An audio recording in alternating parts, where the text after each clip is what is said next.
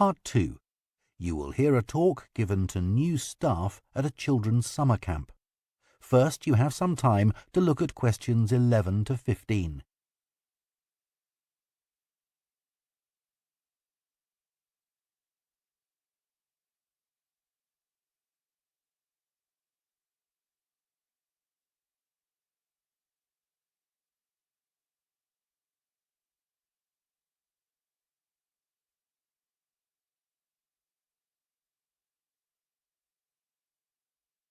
Now listen carefully and answer questions 11 to 15.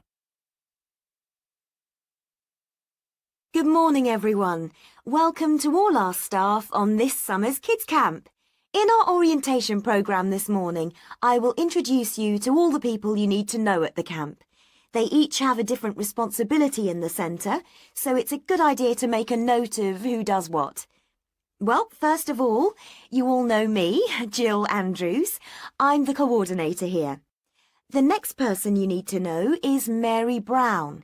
She's our accommodation officer, so she deals with all the housekeeping matters concerning both the children's dormitories and your own accommodation wing. Next, we have John Stevens, who is our catering manager, and he organises all the menus. If you have any special dietary requirements, speak to John and he'll do his best to accommodate you. We sometimes find that the children complain about not liking certain meals, so if there's a real problem, you should get John involved. Then we have Alison Jones. She plans all the excursions and does all the bookings for the tour buses, etc. Alison also accompanies the children on the excursions and is responsible for making sure that the same number of children return to the centre as leave it. Tim Smith is in charge of physical education. He'll organise the big athletics carnival that we have at the end of the camp. But he'll also plan the individual training sessions for the kids. We have to remember that exercise is one of the key features of this camp. Last but not least is our wonderful Jenny James. She looks after any of the children who are homesick or have problems getting on with other kids here. So don't feel you have to deal with those problems yourself. A chat with Jenny usually does the trick. You'll notice that this year we don't have a resident first aid person. Instead, we have a qualified nurse on call at all times should anyone fall ill. Before you hear the rest of the talk, you have some time to look at questions 16 to 20.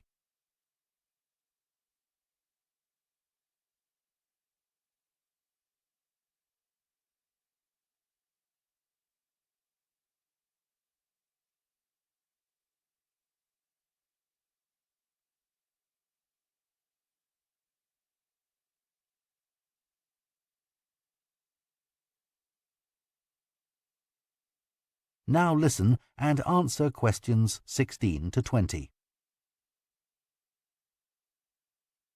Now, in a moment, I would like to take you on a tour of the centre and show you all the rooms and facilities which are available. But first, I've passed round some maps for you to look at while I explain everything. So if you can start by locating the main hall, which is where we are at the moment, then we can all orientate ourselves. Okay? So, as you can see, the reception area is behind you. I'll come back to that section later. Now, if you go out through these doors into the garden, you'll see a large building ahead of you which holds our sporting facilities. There's a fully equipped gym, swimming pool, and basketball court. All of these are available to both staff and students, though most of the time they will be used by students under supervision. OK, so if we follow the path on the left of the garden area, this block is where the student accommodation is. The first room is the student games room, and after that you'll see the boys' accommodation, and at the end the girls' accommodation. You'll be pleased to see the children's accommodation is in a separate building from the staff accommodation wing, which is just around the corner from the girls' rooms.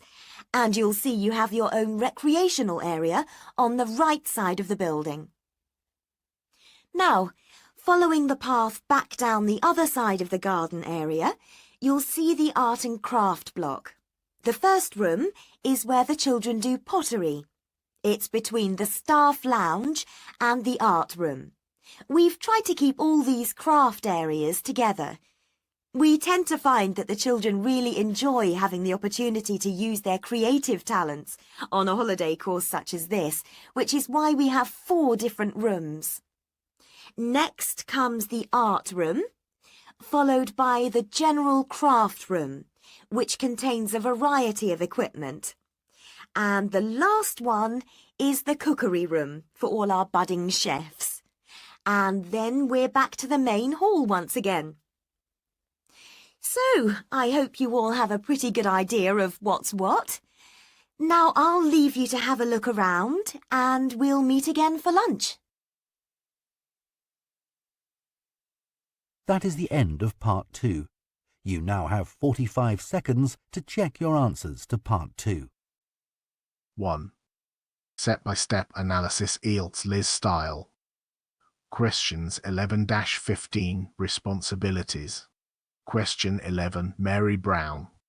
What you hear, she's our accommodation officer, deals with all the housekeeping matters concerning both the children's dormitories and your own accommodation wing. The logic, housekeeping and dormitories are directly related to managing rooms. Liz tip in the IELTS, accommodation is a high-frequency keyword often linked to synonyms like housing, dormitories, or rooms. Question 12 John Stevens. What you hear, our catering manager and he organizes all the menus. Special dietary requirements. The logic, catering, menus, and dietary are all synonyms used to describe food services. Liz tip pay attention to job titles. A catering manager is almost always the answer for food-related questions. Question 13 Alison Jones. What you hear plans all the excursions and does all the bookings for the tour buses. Accompanies the children on the excursions. The logic, excursions and tour buses are the specific activities that fall under the category of trips.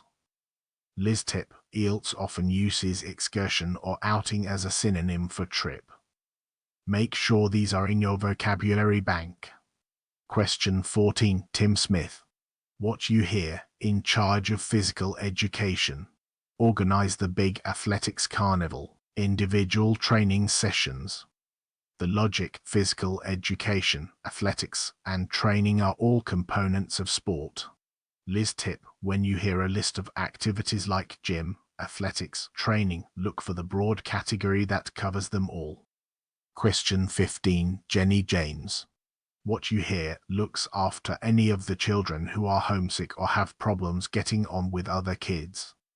The logic, helping children with their feelings and social problems, is called kids counseling. Liz tip, this is the most difficult one. Counseling means giving professional help for personal or emotional problems. Questions 16-20 Map labeling.